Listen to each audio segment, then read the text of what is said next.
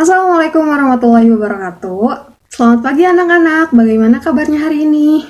Hari ini kita akan belajar tema 8 daerah tempat tinggalku, subtema 2 keunikan daerah tempat tinggalku, pembelajaran pertama. Sebelum memulai pembelajaran, alangkah baiknya kita berdoa terlebih dahulu. Berdoa mulai.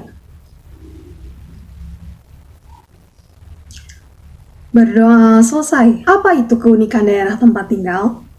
Ya, betul. Keunikan daerah tempat tinggal merupakan suatu hal yang khas, unik, dan menjadi ciri khas daerah tertentu. Setelah pembelajaran hari ini diharap yang pertama anak-anak mampu mengidentifikasi keunikan daerah tempat tinggal kalian masing-masing. Yang kedua yaitu diharapkan anak-anak mampu menuliskan tokoh-tokoh dalam cerita teks fiksi. Yang ketiga yaitu diharapkan anak-anak mampu menyebutkan ragam gaya di lingkungan sekitar. Yang keempat yaitu diharapkan anak-anak mampu menjelaskan pengaruh gaya terhadap gerakan suatu benda. Supaya pembelajaran hari ini lebih konsentrasi, Ibu ingin mengajak anak-anak untuk melakukan tepuk 1, 2, 3.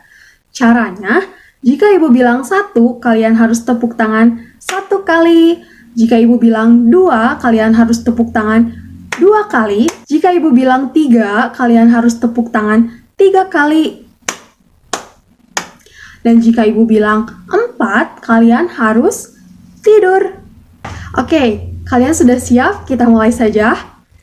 1, 2, 3, 1, 2, 4. Wah, ternyata anak-anak Ibu sudah konsentrasi ya. Nah, di sini Ibu mempunyai seorang teman. Teman Ibu bernama Siti. Dia berasal dari kota Yogyakarta. Siti pernah bercerita kepada Ibu mengenai beberapa keunikan daerah kota Yogyakarta. Yang pertama yaitu Tugu Yogyakarta yang menjadi landmark kota Yogyakarta yang paling terkenal. Yang kedua yaitu tempat wisata Candi Prambanan yang terkenal dengan ornamen candinya yang mengagumkan dan tak tertandingi. Yang ketiga yaitu upacara adat Gerebek Maulud yang diadakan untuk memperingati kelahiran Nabi Muhammad SAW. Yang keempat yaitu alat transportasi andong, merupakan alat transportasi tradisional yang ditarik oleh kuda dan memiliki 4 roda. Setelah kalian mengetahui beberapa keunikan dari daerah kota Yogyakarta, sekarang Ibu ingin kalian menuliskan 3 keunikan daerah dari tempat tinggal kalian masing-masing. Bagaimana? Sudah? Wah, ternyata anak-anak Ibu cepat sekali yang mengerjakannya. Sebelumnya anak-anak sudah tahu kan, jika Candi Prambanan merupakan salah satu keunikan dari daerah kota Yogyakarta. Ternyata asal-usul Candi Prambanan diceritakan dalam sebuah cerita rakyat yang populer. Bagaimana cerita tersebut? Mari kita simak bersama ceritanya. Roro Jonggrang. Roro Jonggrang adalah seorang putri dari kerajaan Prambanan. Raja Prambanan, ayah Roro Jonggrang, gugur dalam pertarungan melawan Bandung Bondowoso dari kerajaan Penging.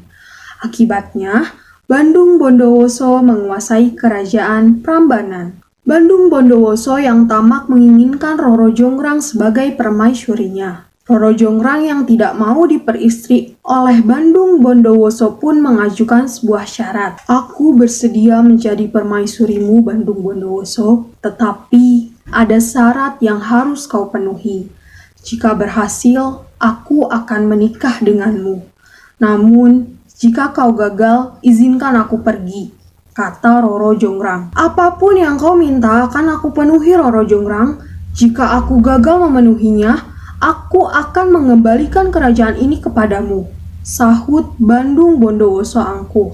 Aku minta kau membangun 1000 candi untukku. Semua harus selesai sebelum matahari terbit esok, sahut Roro Jonggrang.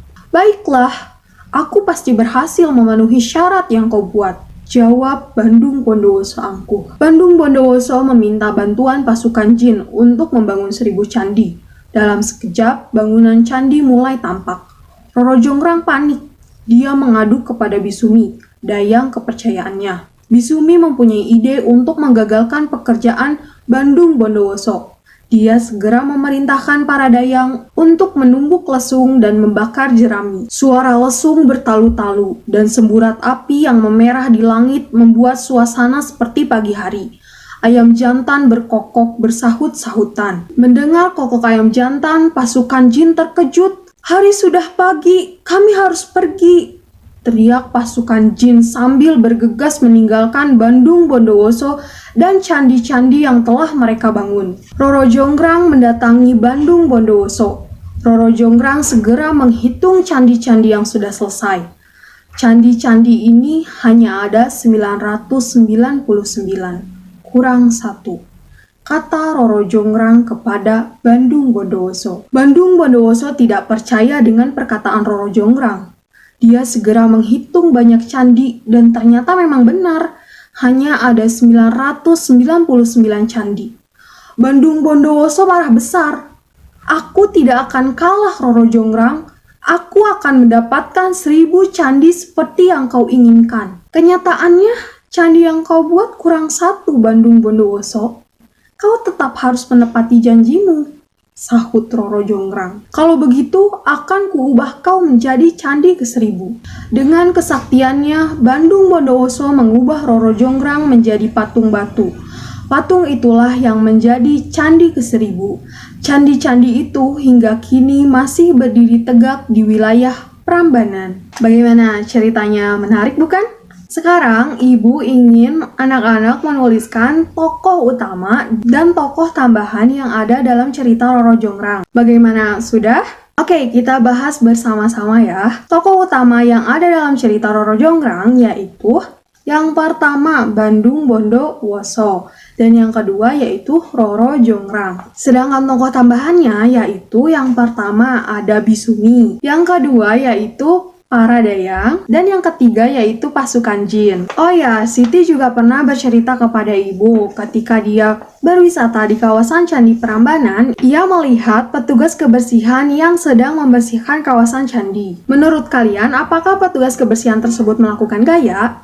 Ya, betul, mereka melakukan gaya tarik dan gaya dorong yang menyebabkan gerobak dapat bergerak. Sekarang, ibu ingin mengajak anak-anak untuk melakukan percobaan dengan menarik mobil mainan. Adapun langkah kegiatannya yaitu yang pertama, anak-anak harus menyiapkan sebuah mobil mainan. Yang kedua yaitu anak-anak harus mengikatkan sebuah tali pada mobil mainan tersebut. Yang ketiga yaitu anak-anak harus menarik mobil mainan tersebut secara perlahan, kemudian makin lama makin cepat. Dan yang keempat yaitu anak-anak harus menarik mobil mainan tersebut secara lurus ke depan, kemudian arahnya dibelokkan. Bagaimana, sudah? Baik, jika sudah, ibu ingin anak-anak menjawab beberapa pertanyaan berikut. Yang pertama, apakah ada perubahan yang terjadi pada mobil mainan ketika digerakkan dari lambat ke cepat? Ya, betul, terjadi perubahan kecepatan pada gerak mobil mainan. Yang kedua, apakah perubahan yang terjadi ketika mobil mainan ditarik lurus kemudian dibelokkan? Ya, betul. Terjadi perubahan pada arah gerakan mobil mainan. Dari percobaan hari ini, kita dapat mengetahui bahwa gaya dapat mempengaruhi gerak suatu benda. Yang pertama, gaya dapat mempengaruhi gerak benda dari diam menjadi bergerak. Yang kedua, gaya dapat mempengaruhi benda yang bergerak menjadi diam. Yang ketiga, gaya dapat mempengaruhi gerak benda menjadi lebih cepat atau lebih lambat. Yang keempat, gaya dapat mempengaruhi arah gerak suatu benda. Hari ini apa saja yang telah kita pelajari? Betul, hari ini kita telah belajar mengenai 1. Keunikan daerah tempat tinggal. Kedua, tokoh-tokoh dalam cerita teks fiksi. Ketiga, ragam gaya di lingkungan sekitar. Keempat, pengaruh gaya terhadap gerak benda. Apa saja kesimpulan pembelajaran hari ini? Ya, betul. Kesimpulannya adalah gaya dapat mempengaruhi gerak suatu benda. Setelah pembelajaran hari ini, Ibu harapkan anak-anak selalu mengulas dan membaca kembali materi yang telah kita pelajari hari ini. Serta jangan lupa untuk selalu melaksanakan 3M, yaitu mencuci tangan, memakai masker, dan menjaga jarak. Marilah kita tutup pertemuan hari ini dengan berdoa bersama-sama. Berdoa mulai. Berdoa selesai. Terima kasih atas perhatiannya. Mohon maaf apabila banyak kesalahan serta kekurangan. Sampai jumpa di pembelajaran selanjutnya. Wassalamualaikum warahmatullahi wabarakatuh.